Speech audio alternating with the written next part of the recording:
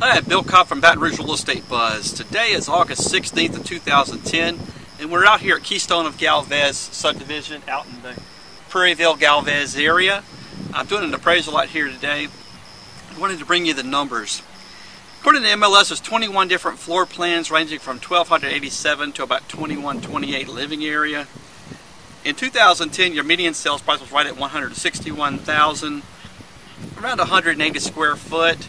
There's been 45 total sales, and it's taken about 106 days on the market to sell a home. On the smallest home is 1,287. It's selling for around $146,400, around $114 a square foot.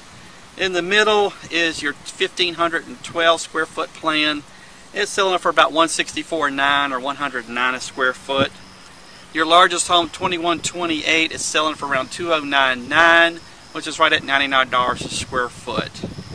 Sales are doing well out here. They've sold 45 homes this year, and they sold right at 70 in 2009, so they're right on track to sell just as many in 2010 as they did in 2009.